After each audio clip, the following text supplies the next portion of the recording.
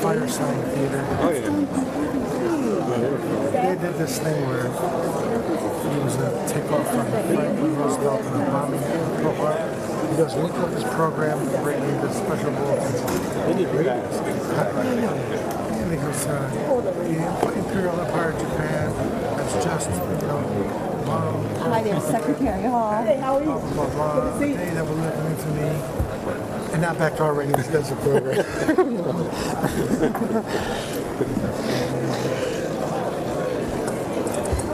Ken.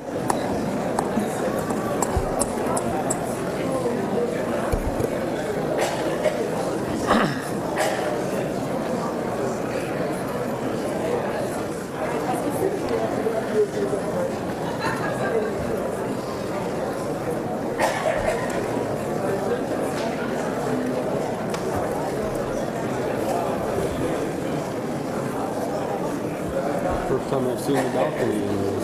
Me too.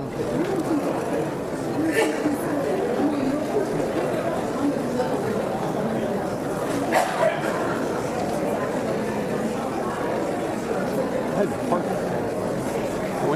went for a run and I went and got a sandwich and came back. I had to park way at the last row of the parking lot.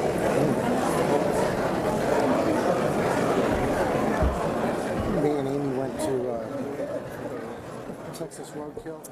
Okay, ladies and gentlemen, we'd like to get started. We know we have a lot of people here this evening and that you're going to want to get home as soon as you can.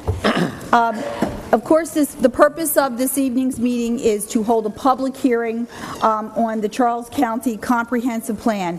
And in just a moment, we'll hear from our Director from Planning and Growth Management, who's going to provide an overview of the draft plan. If it pleases the Commissioners, I will dispense with the reading of the public notice. Everyone's in agreement? Okay. Mr. Aludo, would you like to proceed? Good evening, Commissioners. I'll be brief. Tonight's the public hearing on the draft 2013 Comprehensive Plan. The plan is based on the goals, policies, and future land uses as directed by the Planning Commission and transmitted to the County Commissioners for consideration. Mr. Ball, the County's Planning Director, will provide a brief slide presentation on the overall process and the various parts of the plan, and then we'll turn it over to public for comment and await your direction after that. Thank you. And folks, there's additional seating up in the balcony if anyone would like to go up there. Mr. Ball? Thank you, and good evening. This presentation describes the highlights of the comprehensive plan as recommended by the Planning Commission. And under the state law, the plan does comply with the state's requirements. The Planning Commission recommended approval of the plan on August 5th, 2013. However, the County Commissioners are the final authority on approval of the plan. Now, I just want to tell you what they say in church, okay? That's the sound of laughter. That's the sound of joy. So it's okay, Mom. Go ahead, Mr. Ball. Okay.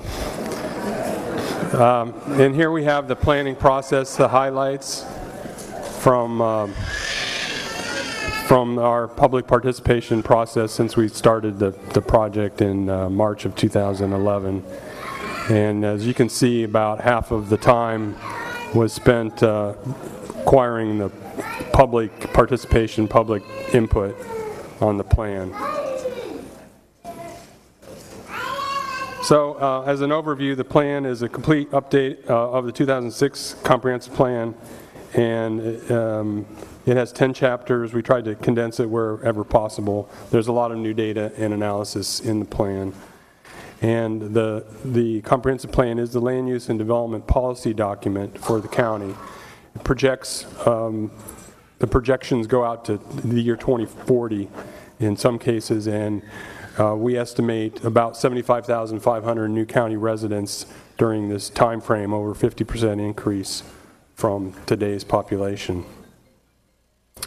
Continuing with some of the highlights, the Rural Conservation District is now limited to the rural legacy area, It retains the development district.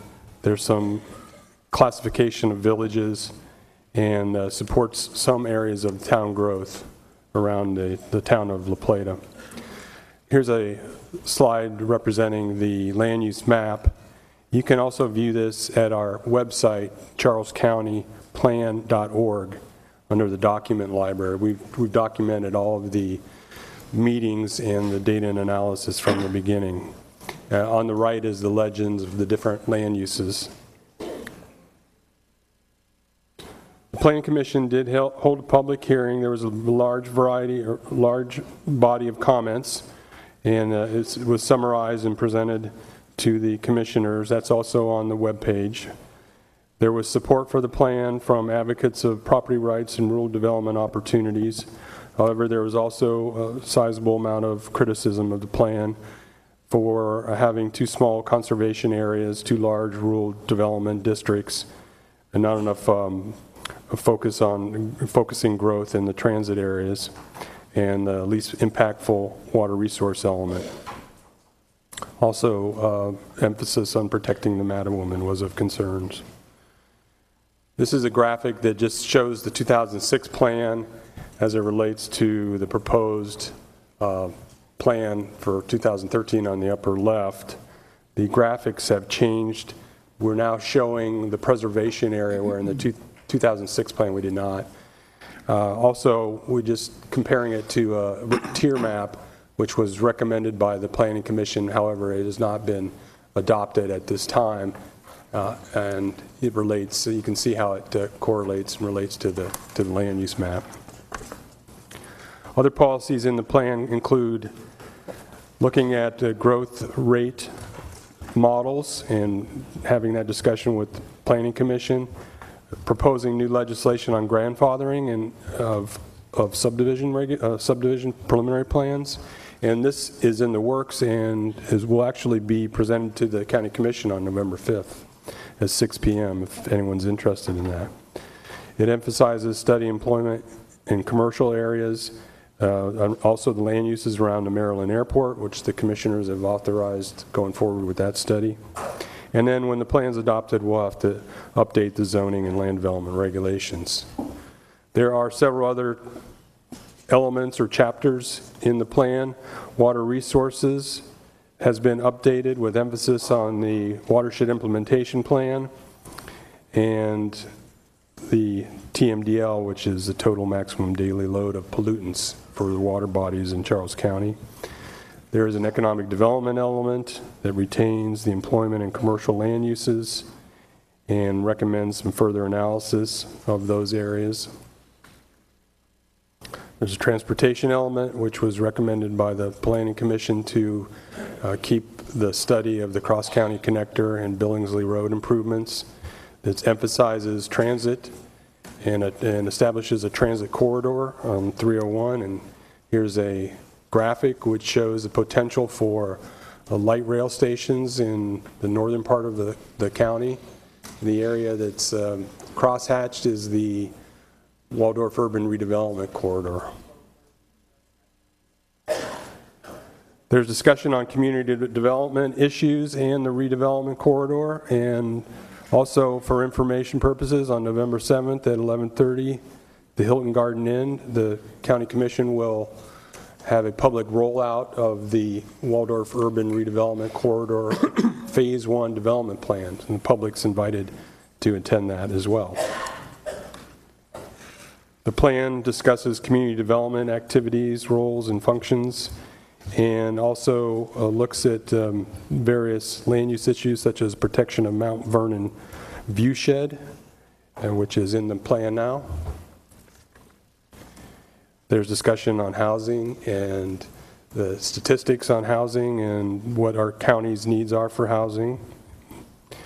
Also, quite a bit of new information on natural resource protection and the need to protect the Mattawoman Stream Valley, however, without changing the zoning densities, and to also enhance the transfer of development rights programs. There's a new element on energy conservation, which was supported by the U.S. Department of Energy. We have established baseline energy needs for the county as a whole, and hope to be able to measure our impact from conservation programs over time into the future. And there's a lot of data and analysis on other community facilities such as schools, parks, libraries, and also the potential use of an impact fee as a way to pay for future infrastructure needs. So in summary, the process is to hold a public hearing tonight and to consider your comments from the public. And then from there, it's really up to the commissioners to decide and provide us direction on how to proceed. So, however, staff can provide additional information, alternatives on any issues that you would like more data and analysis on. We'd be glad to do that. So with that, I'll close and open it to the public. I have a graphic here of the plan if we want to.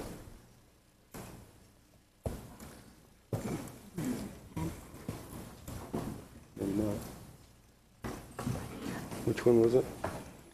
Okay, ladies and gentlemen, while they're putting... Thank you very much. Thank you, Mr. Ball and Mr. Aluda.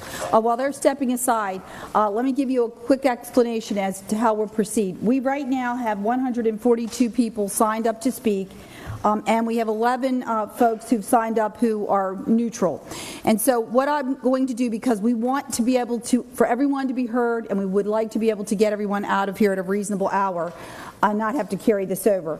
We're going to queue up on both aisles, and so the first 5 names for this aisle are Tom Ernest, Shane Sarament, Kevin Turner, Doug Meeker, and Murray Levy.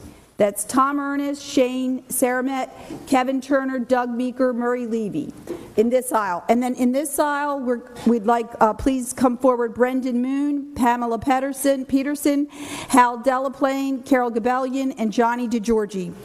Okay, now, we're going to alternate. Mr. Ernest, come on up to the front seat. Mr. Moon. And so what you can be assured of is the next person who's going to speak is either going to be say what you would like to hear or not. So we can eliminate all the need for the hooting and the hollering so we can keep moving. Usually I'm very flexible about the 3 minutes, but I have been warned by my colleagues that 3 minutes is it. So we're going to really try to cut you off at 3 minutes, and hope you won't mind. So Mr. Moon, if you'll come and sit here in this seat. Sure.